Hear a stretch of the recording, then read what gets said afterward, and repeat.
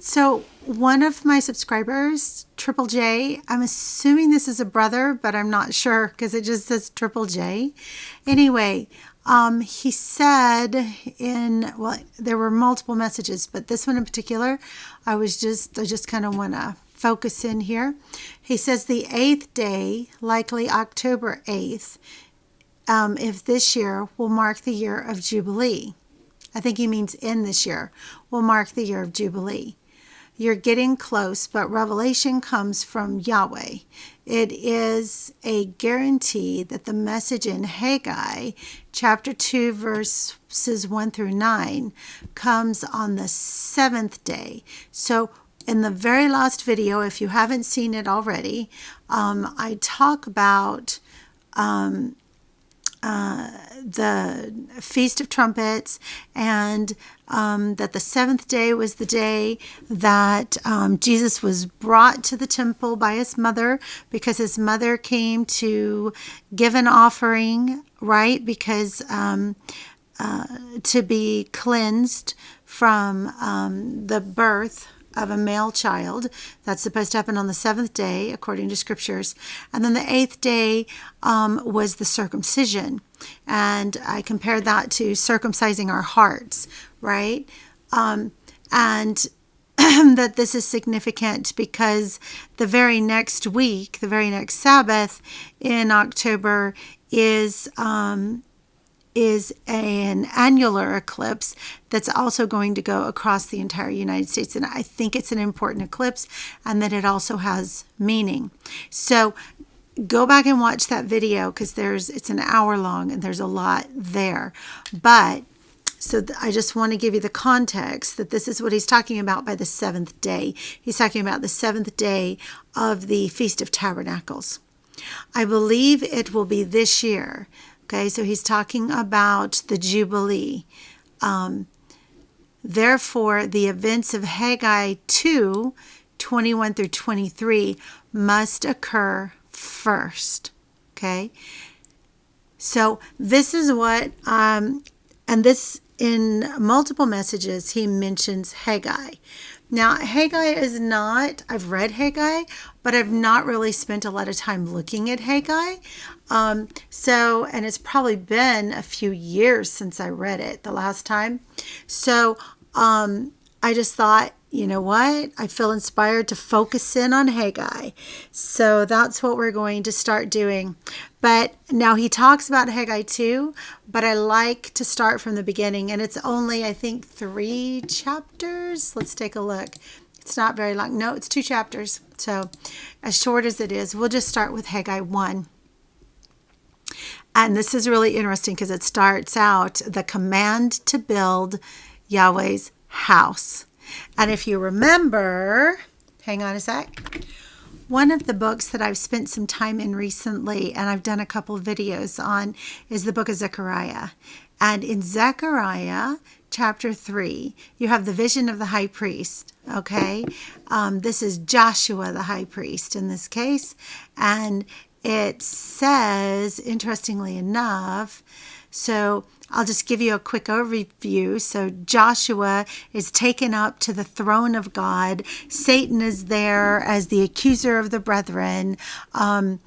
Satan is rebuked, which reminds me of Revelation chapter 12, when Satan is cast down, right? The great serpent. Anyway, he's rebuked, and then Joshua is given clean garments. He's forgiven of his sins, his iniquities, and given a clean turban, which is, I believe, a sign of authority. And then here's where I wanted to get to, though. It says, if you will walk in my ways, and if you will keep my command, then you shall also, look at this, judge my house and have charge of my courts. Okay, so we just saw over here in Haggai that we're going to start with the command to build God's house. Okay, so I think there's a connection probably between these two prophecies. All right, so starting in Haggai chapter 1 verse 1, in the 2nd year of King Darius. Now this is interesting. In the 6th month. Okay, so we need to pay attention to the 6th month, because there are some people who are seeing patterns that when these revelations are received is also the timing for when they'll be fulfilled. So, and remember, what this brother Triple J was pointing us to was the 7th month. So this is the month just prior to that. Okay, the command to build God's house. Because remember, he told us to focus in on Haggai 2, which I'm wondering if that is now focusing in on the 7th month, whereas this is what comes just before in the 6th month. So let's see. On the 1st day of the month. So this is the 6th month on the 1st day of the month. The word of Yahweh came to Haggai, the prophet, to Zerubbabel. Now, this is interesting because in the book of Zechariah, okay, one of the characters that you come to is Zerubbabel. Hang on a second. I'm going to show that to you. Okay, and Zerubbabel comes into play. Well, let's just look at it right here in Zechariah 4. And Zerubbabel, by the way, means begotten in Babylon. Begotten in Babylon. And hang on a second. I just read this to you just in one of the latest studies. Micah chapter 4 immediately went there in my mind. For pangs have seized you like a woman in labor. Be in pain and labor to bring forth, O daughter of Zion, like a woman in birth pangs. For now you shall go forth from the city, you shall dwell in the field, and to Babylon you shall go, and there you shall be delivered. Do you see that? Delivered from Babylon. Zerubbabel means begotten in Babylon. Do you see the tie-in there? Okay, so this prophecy is actually, came by Haggai the prophet to Zerubbabel, the son of Shealtiel, governor of Judah. Now, this is interesting. Also, let's go a little bit further because I think I'm going to have a really interesting tie here. Okay, the son of Shealtiel, governor of Judah, and to Joshua, the son of Jehozadak, the high priest. So we have the high priest and the governor. Let's look at what Jesus says he's going to make his people into. It's right here at the very beginning of the book of Revelation, the revelation of Yahushua HaMashiach. It says in verse 4, John, to the 7 churches which are in Asia. Okay, this is the woman. I'm certain that the 7 churches is the woman, the one that gives birth to the man-child. Grace to you and peace from him who is and who was and who is to come, and from the 7 spirits who are before his throne, and from Yahushua HaMashiach, the faithful witness, the firstborn from the dead, and the ruler over the kings of the earth, right? To him who loved us and washed us from our sins, which is what just happened that I just read to you in the book of Zechariah to Joshua the high priest, right? He had new robes put on and his iniquities were forgiven him. To him who loved us and washed us from our sins in his own blood and has made us, look at this, kings and priests to his God and Father. To him be glory and dominion forever and ever. I find it very interesting that this prophecy is to both Zerubbabel, the governor of Judah, and Joshua, the high priest, because he's going to make us kings and priests unto the Most High God. So therefore, both these 2 individuals had to be included so that both offices, both king and high priest, are included in this revelation. I'm going to tell you, you're just getting this as it's coming to me. This is just what I'm thinking as I'm going along. I'm just taking you along on my study as I'm going through Haggai, right? Saying, thus speaks Yahweh Sabaoth, saying, this people says, the time has not come, the time that Yahweh's house should be built. So the people are saying it's not time yet. Then the word of Yahweh came by Haggai the prophet, saying, Is it time for you yourselves to dwell in your paneled houses and this temple to lie in ruins? Now therefore, thus says Yahweh Sabaoth, consider your ways. So God is delivering the message that, hey, wait a minute. You're telling me it's not time, but look at you. You've spent time creating your own houses, but what about my house? You have sown much and bring in little. Oh, isn't this our condition? Yeah, okay.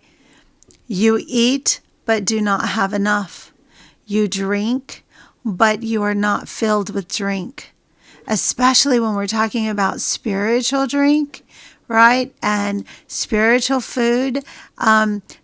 So hang on a second. That makes me think of Amos 8:11 right here. Behold, the days are coming, declares the Lord God, when I will send a famine on the land, not a famine of bread or a thirst for water, but a famine of hearing the words of Yahweh. You eat, but do not have enough. You drink, but are not filled with drink. You clothe yourselves, but no one is warm. And he who earns wages to put it in a bag with holes. Isn't that the way we feel? That we work and we work and we work, but we just can't get ahead. Okay? These are covenant curses. Look at Deuteronomy, where it talks about the covenant curses. Okay, so this is Deuteronomy chapter 28. But it shall come to pass, if you do not obey the voice of Yahweh your Elohim, to observe carefully all his commandments and his statutes, which I command you today, that all these curses will come upon you and overtake you. Cursed shall you be in the city, and cursed shall you be in the country. Cursed shall be your basket and your kneading bowl. Okay, you will have food, but not enough. Cursed shall be the fruit of your body and the produce of your land, the increase of your cattle and the offspring of your flocks. Cursed shall you be when you come in, and cursed shall you be when you go out. Yahweh will send on you cursing, confusion, and rebuke in all that you set your hand to do until you are destroyed and until you perish quickly because of the wickedness of your doings in which you have forsaken me. Yahweh will make the plague, see, just like we talked about, this desolating sickness, cling to you until he has consumed you from the land which you are going to possess. Yahweh will strike you with consumption, with fever, with inflammation, with severe burning fever, with the sword, okay, with scorching, like scorching heat, with mildew, and shall pursue you until you perish. And your heavens which are over your head shall be bronze, and the earth which is under your feet shall be iron. Yahweh will change the rain of your land to powder and dust. From the heaven it shall come down on you until you are destroyed. Yahweh will cause you to be defeated before your enemies. You shall go out one way against them and flee 7 ways before them. And you shall become troublesome to all the kingdoms of the earth. Anyway, and it goes on and on and on and on and on. Okay? Look at that. Your sons and daughters shall be given to another people. Your eyes shall look and fail with longing for them all day long. Wow. Anyway, it goes on and on and on. You shall carry much seed out to the field, but gather little in, and so on and so forth. Okay, so that's what that reminds me of. Okay, so this is a people who does not have the favor of Yahweh, and therefore are under those covenant curses. Thus says Yahweh Sabaoth, consider your ways. Go up to the mountains and bring wood and build the temple, that I may take pleasure in it and be glorified, says Yahweh. Okay, this is interesting. Okay, literally means house. Build the house. Build the house. You looked for much, but indeed it came to little. And when you brought it home, I blew it away. Why? Says Yahweh Sabaoth, because of my house that is in ruins, while every one of you runs to his own house. Therefore, the heavens above you withhold the dew, and the earth withholds its fruit. For I called for a drought on the land and the mountains, on the grain and the new wine and oil. This is new wine and oil, but it's also The new wine is the new covenant, right? The oil is the Holy Spirit, which then gives us revelation, right? On whatever the ground brings forth, on men and livestock, and on the labor of your hands. Going back to Zechariah chapter 4, because I believe that this is a parallel prophecy.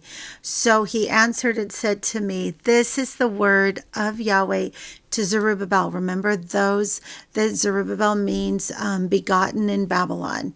Okay, and we were just told that the daughter of Zion would go to Babylon, and from there she would be delivered, begotten at Babylon. Not by might nor by power, but by my spirit. This has been promised over and over, that our deliverance is not going to come through our own efforts, through military means, not through the government, but by his spirit, by relying on him. It says Yahweh Sabaoth, who are you, O great mountain? Okay, so the great mountain is the enemy that is coming against Zerubbabel and his people. Before Zerubbabel you shall become a plain, and he shall bring forth the capstone with shouts of grace, grace to it. Okay. Moreover, the word of Yahweh came to me saying, the hands of Zerubbabel have laid the foundation of this house or temple. I'm sure, yeah, literally house. The hands of Zerubbabel have laid the foundation of this house. His hands shall also finish it. Then you will know that Yahweh Sabaoth has sent me to you. For who has despised the day of small things? For these seven rejoice to see seven what? The seven spirits. It could also be the seven churches. For these seven rejoice to see the plumb line in the hand of Zerubbabel. Okay, because the foundation has been laid, but he's got the plumb line. I think the plumb line is literally plummet stone. Okay, then the stone in the hand of Zerubbabel. Anyway, these seven rejoice to see the plumb line or the stone in the hand of Zerubbabel. They are the eyes of Yahweh. Okay, so the seven are the eyes of Yahweh, which scan to and fro throughout the whole earth. All right. So this is historical. These are historical characters, Zerubbabel and Joshua. Joshua the high priest and Zerubbabel the governor.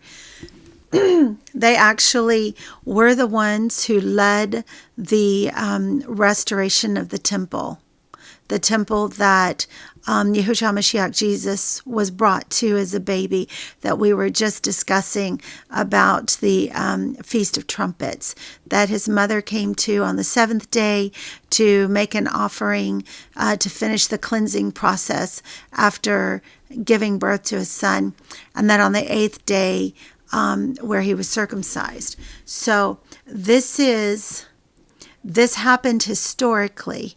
Zerubbabel laid the foundation and then finished it. But remember that according to the book of Revelation, hang on, let me find it. Like I just read to you in Revelation chapter 1, to him who loved us and washed us from our sins in his own blood and has made us kings and priests, to his God and Father, to him be glory and dominion forever and ever. So coming back to Haggai, remember this prophecy, okay, went both to Zerubbabel and to Joshua the high priest.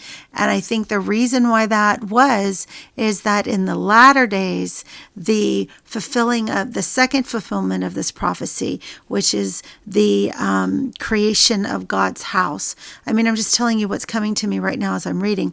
The creation of God's house in the latter days is going to be by a nation of kings and priests, right?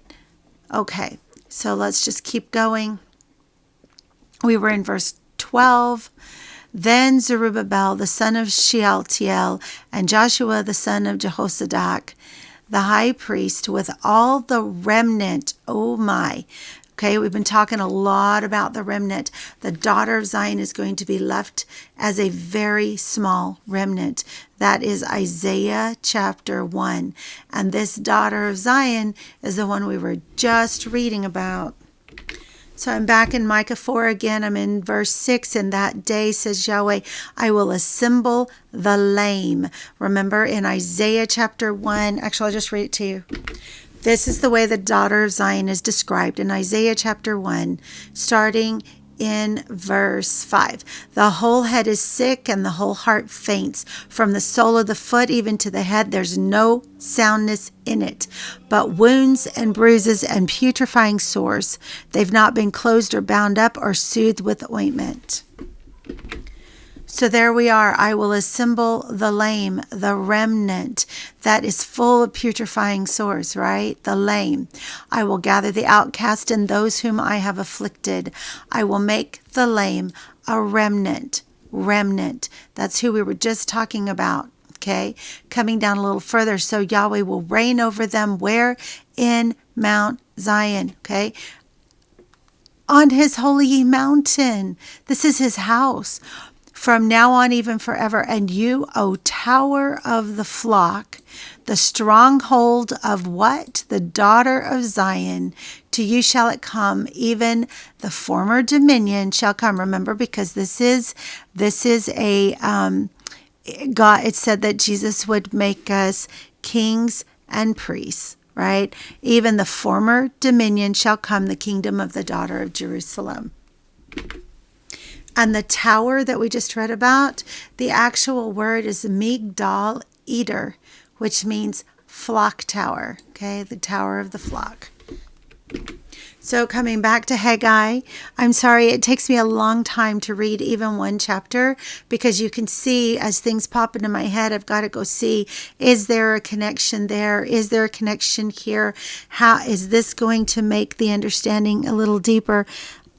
Anyway, going on in verse 12. Then Zerubbabel the son of Shealtiel and Joshua the son of Jehozadak, the high priest, with all the remnant of the people, obeyed the voice of Yahweh their God and the words of Haggai the prophet, as Yahweh their Elohim had sent him. And the people feared the presence of Yahweh. Then Haggai, Yahweh's messenger, spoke Yahweh's message to the people saying, I am with you. Okay. And what does he say over here in Micah? It says, so Yahweh will reign over them in Mount Zion. He will be with them. Just like it says here, okay? I am with you, says Yahweh. So Yahweh stirred up the spirit of Zerubbabel, okay? The one begotten in Babylon, the son of Shealtiel, governor of Judah, and the spirit of Joshua. Joshua, remember, is the Ephraimite. He is the one that in the book of Zechariah, let me go back up here. No, I've got to go to 3. It says of him, then he showed me Joshua the high priest standing before the angel of the Lord. The angel of the Lord is Jesus Christ in the Old Testament. And Satan standing at his right hand to oppose him. And Yahweh said to Satan, Yahweh rebuke you, Satan. Yahweh, who has chosen Jerusalem, rebuke you. Is this not a brand plucked from the fire?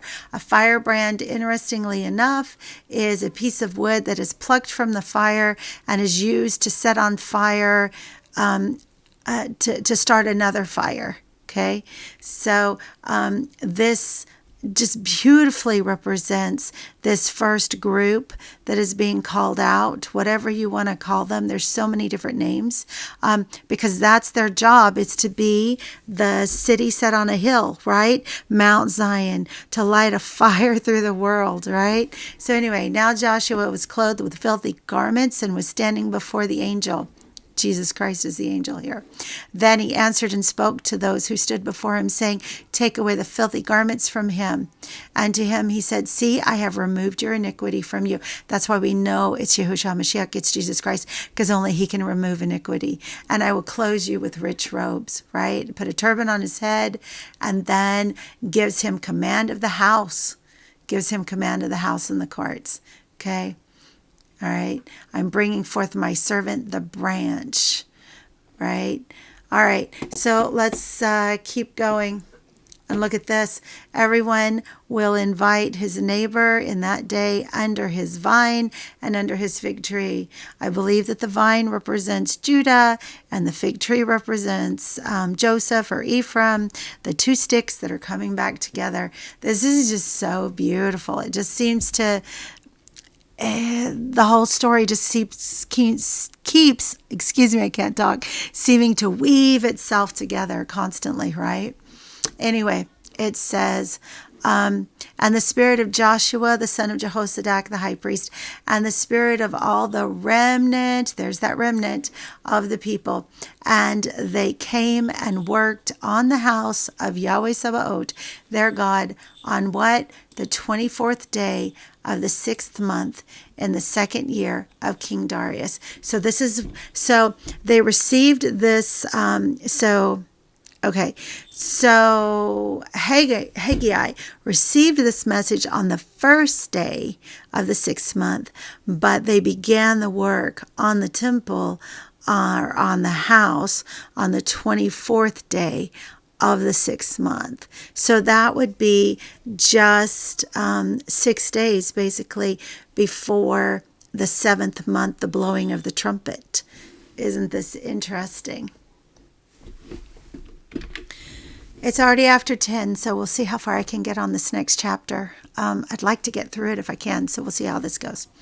In the 7th month, on the 21st of the month, now that's interesting because they started, look at this, they started the building on the 24th day of the 6th month, so this is just under a month later, okay, when this wood is received. So in the 7th month, on the 21st of the month, 21st is, let's see, so the 1st, and then on the 15th is the first day of the Feast of Trumpets. And then the 22nd is the last day of the Feast of Trumpets. And then you have the 8th day festival after that on the 23rd. So this was received the day before the last day of the Feast of Trumpets. And the last day of the Feast of Trumpets is a Sabbath. Just to give us some context here, right? So, the 21st of the month, the word of Yahweh came by Haggai the prophet, saying, speak now to Zerubbabel, the son of Shealtiel, governor of Judah, and to Joshua, the son of Jehozadak, the high priest. So once again, this came to both of them, and I do believe it's because in the latter days, this represents single people. The people themselves are this group that's being called out are kings and high priests, right? So both of these are being included in the prophecy. Let's see. And to the remnant of the people, right? The daughter of Zion, who is left among you, who saw this temple in its former glory. And how do you see it now? In comparison with it, is this not in your eyes as nothing? Okay, so obviously this temple that they're building at this point is not of the same grandeur as the temple of Solomon. But he's encouraging them, yet now be strong, Zerubbabel, says Yahweh, and be strong, Joshua, son of Jehozadak, the high priest, and be strong, all you people of the land, the remnant, right? Says Yahweh, and work, for I am with you, says Yahweh of hosts, according to the word that I covenanted with you when you came out of Egypt. So my spirit remains among you. Do not fear. Now, okay, a couple things that I'm seeing here. Okay. All right. So he's telling them to be strong. So let me show you something. Okay, so remember in Micah 4 that the daughter of Zion, it says, for pangs have seized you like a woman in labor. Be in pain and labor to bring forth. What is she bringing forth? Zion. Zion is what she's bringing forth. Also, it says of her, arise and thresh, O daughter of Zion, for I will make your horn iron, and I will make your hooves bronze. Zephaniah chapter 3, in my holy mountain is Mount Zion, I will leave in your midst a meek and humble people, and they shall trust in the name of Yahweh. Look at this, the remnant, there's that remnant again, of Israel shall do no unrighteousness and speak no lies, nor shall a deceitful tongue be found in their mouths, for they shall feed their flocks and lie down, and no one shall make them afraid. Continuing on to verse 16, in that day it shall be said to Jerusalem, do not fear, Zion, let not your hands be weak. Yahweh your Elohim in your midst, the mighty one will save. He will rejoice over you with gladness. He will quiet you with his love. He will rejoice over you with singing. I will gather those who sorrow over the appointed assembly. Now this gather, I'm seeing this theme over and over. Who are among you, to whom its reproach is a burden. Behold, at that time I will deal with all who afflict you. I will save, there it is, the lame. Okay, and gather those who were driven out. Okay, the big gathering that's going to take place. Remember when I read to you yesterday that it says that she will bind them on like a bride, right, like ornaments. I will appoint them for praise and fame in every land where they were put to shame.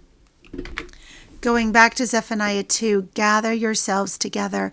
Yes, gather together, O undesirable nation. Let's take a look at that. Shameless nation. Okay. Before the decree is issued, okay, before the great and terrible day of Yahweh, or the day that passes like chaff, okay, yeah, exactly, the great and terrible day of the Lord. Before the Lord's fierce anger comes upon you, before the day of Yahweh's anger comes upon you, seek Yahweh, all you meek of the earth who have upheld his justice. Seek righteousness, seek humility. Look at this. It may be that you will be hidden in the day of Yahweh's anger. I'm sorry, but I have to go to Micah 5. I know I'm all over the place, but I just see the story unfolding. Every single one of the prophets spoke specifically about this moment in time. Every one of them. Every one of them looked forward to this day that we are in. And I think that the only way we can truly understand it is to read all of them. And then it just opens up to our view in ways that are just amazing. So Micah chapter 5, now gather yourself in troops, O daughter of troops, right? Yahweh Sabaoth, right? The Yahweh of troops.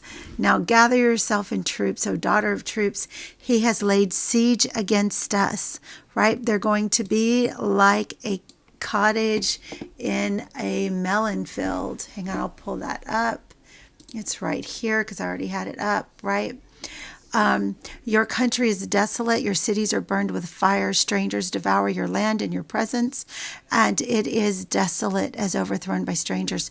So the daughter of Zion is left as a booth in a vineyard, as a hut in a garden of cucumbers, as a besieged city, right? If he had, it had, unless Yahweh Sabaoth had left to us a very small remnant, we would have been like unto Sodom and Gomorrah.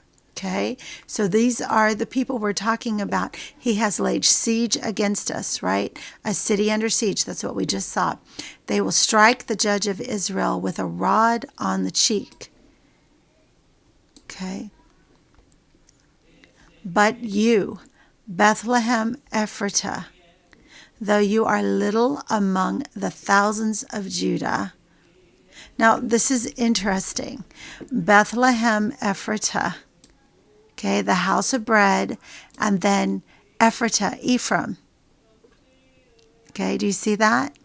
Though you are little among the thousands of Judah, right? Because what's going to be left of Ephraim is a very small remnant, right? And then the thousands of Judah, which are called the Assyrians in, I believe, in Isaiah chapter 19, are then going to come to Ephraim. Yet out of you shall come forth to me the one to be ruler in Israel, whose goings forth are from of old, from everlasting. Oh, this is interesting. I think we have to take one more leap. Okay, so we'll start on verse 7. This is Isaiah 51, although I would like to read the whole chapter to you. But, because, wow, this chapter literally speaks to the moment that we're talking about. But in the interest of time, I'll start in verse 7. Listen to me, you who know righteousness, you people in whose heart is my law. Jeremiah 31, right? Do not fear the reproach of men, nor be afraid of their insults. For the moth will eat them up like a garment, and the worm will eat them like wool. But my righteousness will be forever, and my salvation from generation to generation. Now look at this. Awake, awake, put on strength, O arm of Yahweh. Awake as in the ancient days, in the generations of old. Are you not the arm that cut Rahab apart and wounded the serpent? Are you not the one who dried up the sea, the waters of the great deep, that made the depths of the sea a road for the redeemed to cross over? So the ransomed of Yahweh shall return and do what? And come to Zion with singing. Now this is really interesting because this is telling this as if it's already happened, right? And yet it's going to happen. With everlasting joy on their heads, they shall obtain joy and gladness. Sorrow and sighing shall flee away. This is talking about coming to Zion, right, in the future. And it's saying, are you not the one, right? Awake as in the ancient days and the generations of old. Are you not the arm that cut Rahab apart and wounded the serpent? Are you not the one who dried up the sea, the waters of the great deep, that made the depths of the sea a road for the redeemed to cross over? Right? So the ransomed of Yahweh shall return and come to Zion with singing, with everlasting joy. Anyway, I, even I, am he who comforts you. Who are you that you should be afraid of a man who will die, and of the son of a man who will be made like grass, and forget Yahweh your maker? Wow. So, but you, Bethlehem Ephratah, though you are little among the thousands of Judah, yet out of you shall come forth to me the one to be ruler in Israel, whose goings forth are from of old, from everlasting. Okay, it's already been told. The story's already been told. We were called from the womb of our mother.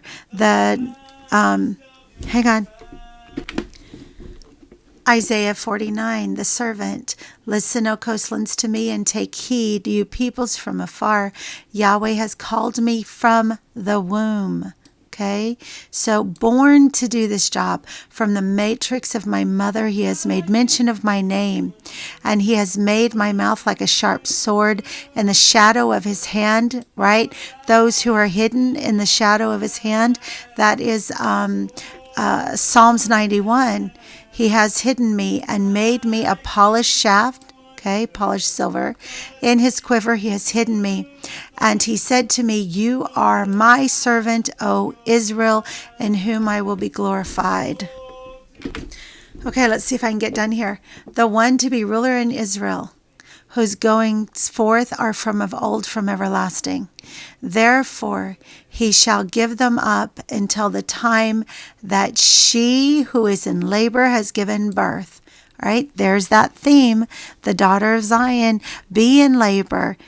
Okay, labor to bring forth Zion. Then the remnant of his brethren, there's that remnant, shall return to the children of Israel. And he shall stand and what? Feed his flock. And what was he called? The tower of the flock. That's what we just read. The tower of the flock. In the strength of Yahweh, in the majesty of the name of Yahweh his God, his Elohim, and they shall abide. For now he shall be great to the ends of the earth, and this one shall be peace. And be strong. I'm back in Haggai chapter 2. Joshua, son of Jehozadak, the high priest. And be strong, all you people of the land, says Yahweh, and work. For I am with you, says Yahweh Sabaoth, according to the word that I covenanted with you when you came out of Egypt, right? Isaiah chapter 19, that's where the altar is going to be placed in the middle of Egypt. So my spirit remains among you. Do not fear. For thus says Yahweh Sabaoth, once more, it is a little while, I will shake heaven and earth, the sea and dry land, and I will shake all nations, and they shall come to the desire of all nations. Let's look up desire. What is that? They will come to it says, or desire of all nations, but it just said desire of all nations. For they shall come to the desire of all nations, and I will fill this house with glory, says Yahweh Sabaoth. The desire of all nations has got to be Yahushua HaMashiach. The silver is mine. Okay, silver. What is silver? Okay, this helps you understand what silver is. But who can endure? I'm in Malachi chapter 3. The day of his coming, and who can stand when he appears? For he is like a refiner's fire and like fuller's or launderer's soap. He will sit as a refiner and a purifier of silver. He will purify what? The sons of Levi, and purge them as gold and silver. The sons of Levi, who were the sons of Levi? They were those who served God in his temple, in his holy house. Okay, so what this is referring to is that it says the silver is mine and the gold is mine, right? Those are his servants. They belong to him. Their hearts are purely his, right? So the silver is mine, the gold is mine, the servants of Yahweh in his holy house, says Yahweh Sabaoth. The glory of this latter temple shall be greater than the former. Now that's really interesting. So historically, this temple was not as magnificent as the Temple of Solomon. But yes, its glory was greater because who came to that temple? Yahushua HaMashiach himself, when he was in tabernacling in clay, when he came down among us, okay? As in his mortal ministry. So yes, the glory of that temple certainly would have been greater, but this is a dual fulfillment. So in the latter days, the glory of that latter day temple will be greater because the people that are gathered there, first of all, they will be a people who have pure hearts. They will be a truly righteous people. And also because Yahushua HaMashiach himself is going to come to that temple. So he will be the glory of that temple, but he will be glorified by his people because it says no uncircumcised will come in to the latter day Jerusalem, into the latter day Mount Zion. Okay? No uncircumcised. That means uncircumcised of heart. Only those who have a pure heart for Yahushua HaMashiach will be there. Isn't this fascinating? The glory of this latter house or temple shall be greater than the former, says Yahweh Sabaoth. And in this place I will give peace. Shalom. Yerushalayim, right? It is truly going to be the foundation of peace or the place of peace, says Yahweh Sabaoth, okay? Going on in verse 10, on the 24th day of the 9th month, Okay, so this is now 2 months later. In the 2nd year of Darius, the word of Yahweh came by Haggai the prophet, saying, Thus says Yahweh Sabaoth, now ask the priest concerning the law, saying, if one carries holy meat in the fold of his garment, and with the edge he touches bread or stew, wine or oil, or any food, will it become holy? Then the priest answered and said, No.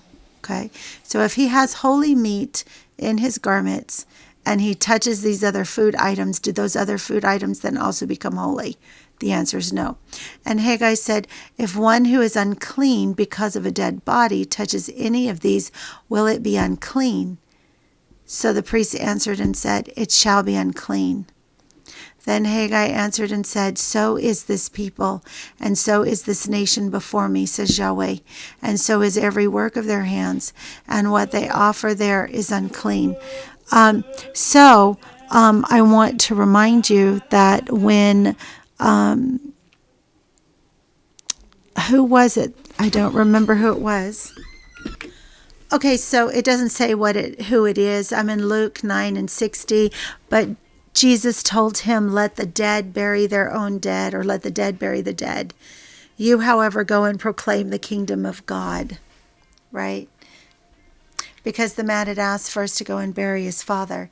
And he said, let the dead bury the dead. So that was talking about those whose hearts are dead, being left to bury those who had physically died, right? But it's talking about having dead hearts. And that's what this is talking about here. So it says, if one who is unclean because of a dead body touches any of these, will it be unclean? Yeah, even if it was first holy, it will be unclean. Why? Okay. And so then he goes on, so is this people and so is this nation before me, unclean, right?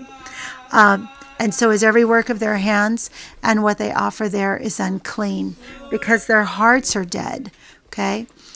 And now carefully consider from this day forward, from before stone was laid upon stone in the temple of Yahweh, since those days when one came to a heap of 20 ephahs, there were but 10. When one came to the wine vat to draw out 50 baths from the press, there were but 20. I struck you. See, that's the same thing, that there was a lack, right? The covenant curses that we talked about before. I struck you with blight and mildew and hell in all the labors of your hands, yet you did not turn to me, says Yahweh. Consider now from this day forward, from the 24th day of the 9th month, from the day that the foundation of Yahweh's temple was laid. Consider it. Is the seed still in the barn? As yet the vine, the fig tree, the pomegranate, and the olive tree have not yielded fruit. But from this day I will bless you. Wow, that's interesting. And these different trees, I think, also represent the different tribes. And again, the word of Yahweh came to Haggai on the 24th day of the month, saying, speak to Zerubbabel, governor of Judah, saying, I will shake heaven and earth. I will overthrow the throne of kingdoms. Okay, so this is the deliverance. I will destroy the strength of the Gentile kingdoms. Okay, yes, the deliverance, because where is Ephraim found? He's found among the Gentiles. Very clearly, we're told that in the scriptures. I will overthrow the chariots. Okay, so this would be the military, and those who ride in them. The horses and their riders shall come down, every one by the sword of his brother. So they're going to destroy each other. In that day, says Yahweh Sabaoth, I will take you, Zerubbabel, my servant, the son of Shealtiel, says Yahweh, and I will make you like a signet ring. For I have chosen you, says Yahweh Sabaoth. Okay, so that's the end of the book of Haggai. Thank you for studying with me. It's almost 11 o'clock my time, so I will just wish you blessings and shalom.